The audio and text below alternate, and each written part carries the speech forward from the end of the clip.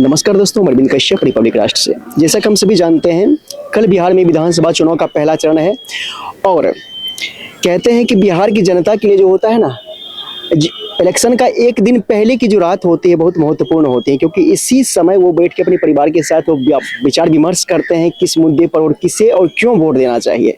तो आज का दिन बहुत ही खास होने वाला है और आज हम पटना के जो जनता है, आम जनता है, उनसे हम मिलेंगे और दिखाएंगे ग्राउंड रिपोर्ट पे कि कल को लेके उनका क्या अपना व्यू है और किस मुद्दे पर वो सरकार को वोट करेंगे और किस तरह से वो सरकार में बदलाव लाना चाहते हैं सरकार से, कि उनकी क्या एक्सेप्टेशन है। इन सारी चीज़ों के बारे में आज हम जानने वाले हैं। चलिए, तो आप देख सकते हैं अभी हम पटना के एक पार्क में आए हुए हैं और इसी रिगार्डिंग हम आप लोगों के बीच कुछ दिखाना चाहते हैं कि हमारे जो पटना के आम लोग हैं उनकी क्या राय है। सर, जैसा कि हम सभी जानते हैं, कल अपना जो है ना चुनाव है विधानसभा का बिहार का। जी। और कल पहला चरण है और कहते हैं कि बिहार की जनता के लिए जो इलेक्शन का एक दिन पहले का समय होता है बहुत महत्वपूर्ण होता है, क्योंकि इसी समय वो रात में बैठ के अपने परिवार से विचार विमर्श करते हैं किसे और क्यों वोट देना चाहिए, कैसे वोट देंगे, किस मुद्दे पर वोट देंगे। तो अब की बार जो अपना बिहार में सरकार है, आप किस मुद्दे को लेकर वोट करना चाहेंगे और किस तरह की आपकी सोच है बिहार की विधानसभा चुनाव? बिहार में तो अभी मुद्दा तो विकास ही है, लेकिन यहाँ फैक्टर जाति जो है ना बहुत बड़ा काम करता है। जैसे अभी हम जहाँ हैं कुम्हार में हैं, तो यहाँ पर लाला जी का संख्या ज़्यादा है और अरुण कुमार सिन्हा जी को टिकट कटा है, तो लाला लोग बहुत खपा है इनसे। तो यहाँ के लाला लोग लगभग चाह रहे हैं कि केसी सिन्हा जो जन स्वराज पार्टी के उम्मीदवार हैं उनको वोट दिया जाए, लेकिन ऐसा नहीं होना चाहिए। विकास के नाम पे वोट कीजिए तो नीतीश जी के वोट कीजिए, चाहे किसी भी जाति के लोग खड़ा रहे। हमारा यही मांग है। हम चाहेंगे कि एनडीए को जिताइए, विकास को जिताइए, नरेंद्र मोदी नीतीश जी के हाथ को मजबूत कीजिए। अभी तक सिर्फ सैकड़ों जनता से मिले हैं, सभी का कहना है विकास तो बिहार में हो ही रहा है तीव्र गति से, लेकिन कुछ और सेक्टर्स हैं जिसमें भी सरकार को काम करने की आवश्यकता है। जैसे कि युवाओं के लेके रोजगार के मुद्दे पर, चूंकि सभी को जॉब मिल नहीं सकता है, ये निश्चित रूप से तय है कि कोई भी कितना भी वादा कर ले कि हमारे परिवार में जॉब देंगे, ये धरातल पर आने वाली नहीं है ये वादा जो है।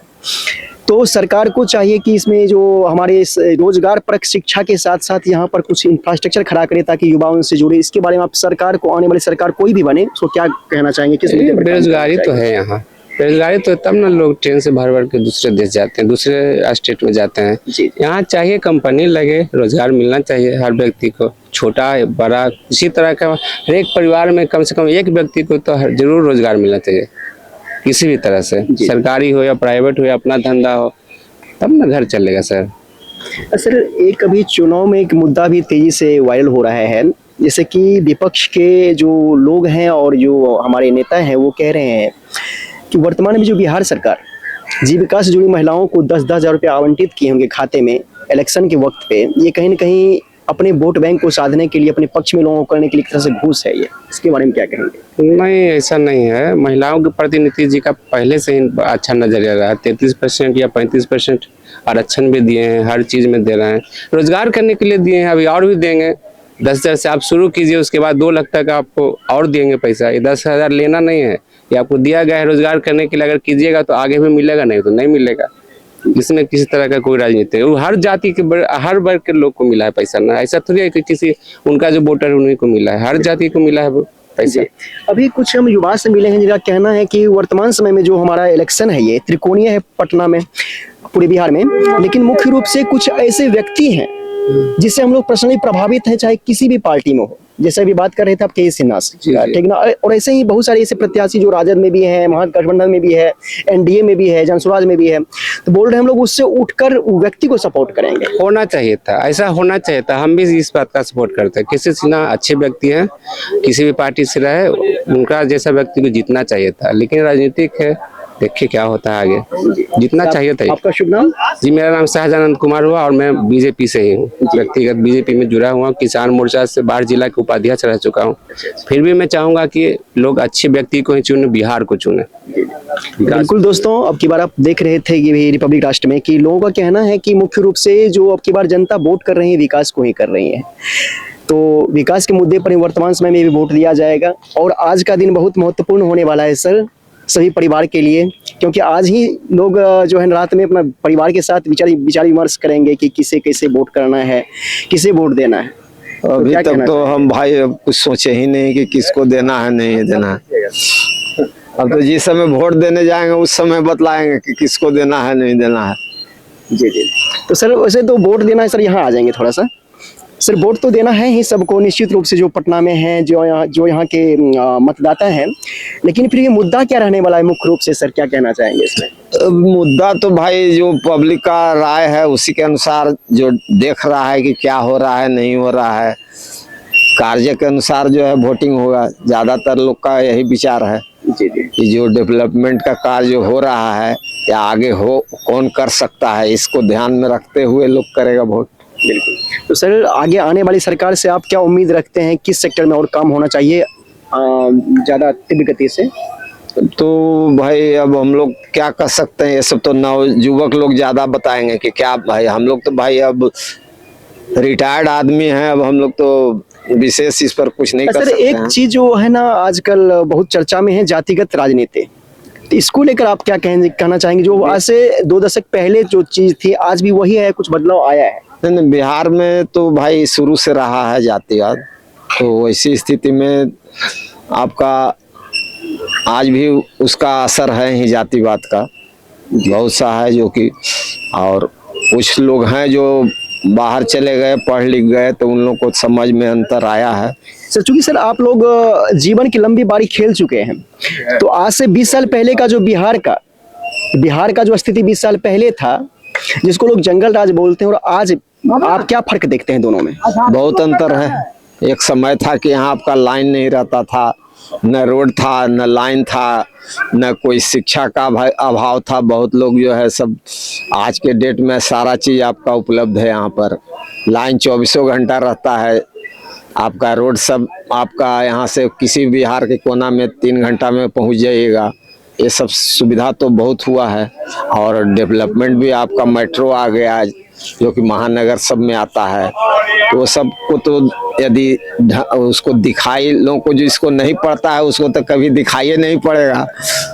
और जो आदमी शुरू से देखा है, हम लोग पढ़े हैं, पटने में पढ़े हैं, उस समय भी देखे थे, आज भी देख रहे हैं, ऐसा बहुत अंतर हो गया है।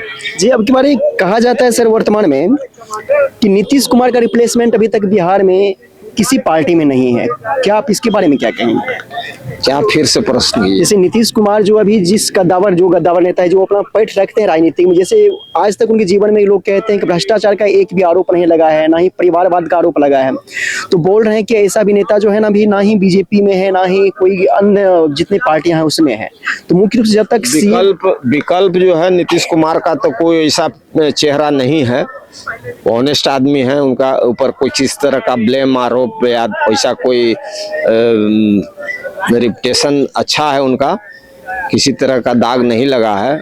और उनके विकल्प में अभी कोई चेहरा तो अभी नया में कोई दिख नहीं रहा है।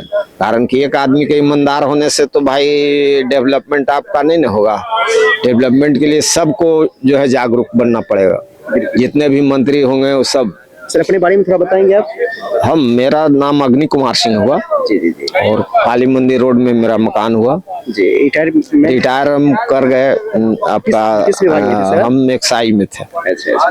तो दोस्तों कहने का मतलब है बिहार की राजनीति में जो है ना बहुत महत्वपूर्ण है ये जो विधानसभा इलेक्शन है। कहते हैं कि केंद्र का रास्ता जो है ना बिहार और यूपी होकर ही जाता है, तो आज का ये बहुत ही महत्वपूर्ण होने वाला है। जी नमस्कार। तो सर इस विधानसभा इलेक्शन के बारे में आप क्या कहना चाहें, क्या मुद्दा है और किसे वोट करना चाहिए? क्या जात पात? जो सबसे ज्यादा शिक्षित है उसको वोट करना चाहिए। आपके नजर में सर कोई विकल्प नहीं? जो शिक्षित नजर सबको आता है उसी को वोट करना है। अच्छा अच्छा। पार्टी देख करके नहीं, अपने विधानसभा के योग्य आदमी को करना है। जी बिल्कुल। तो देखिए कहने का मतलब है चाचा का कि कोई किसी पार्टी से काहे न हो, यदि व्यक्ति में व्यक्तित्व है, योग्य व्यक्ति है, तो उन्हें हमें पहुंचाना चाहिए सदन में, और जो है ना उन्हें सपोर्ट करना चाहिए। और सर कुछ आप करना चाहेंगे? जो अभी भी देखते हैं बिहार में जातिगत राजनीति बहुत ज्यादा होती है, वो रहता है जो संकीर्ण विचार के है, जातिगत वो रखता है। जो हमारे धरातल पर शिक्षा व्यवस्था, स्वास्थ्य व्यवस्था, बेरोजगारों के हक के बात करे, उसी को वोट करना चाहिए। अच्छा अच्छा हाँ सर यू और धरातल पर उतारे, ऐसी नहीं कि अब फिर खैर 5 वर्ष में तो देख लिया जाएगा, उसी को वोट करना है। परमानेंट रहने के लिए वो अपना सुधारे नेचर में, शिक्षा, स्वास्थ्य और प्रशासनिक व्यवस्था को जो करेगा उसी को वोट करना चाहिए। हम तो सबके लिए कहते हैं। चलिए सर, विचार है तो बस वही है कहने का मतलब सभी का मुख्य रूप से कि जो बिहार में डेवलपमेंट कर सके, जो अच्छे व्यक्तित्व हो, जो शिक्षित व्यक्ति हो, उनको हमें जात पात धर्म से उठकर उन्हें सपोर्ट करना चाहिए, यही कहना चाहेंगे।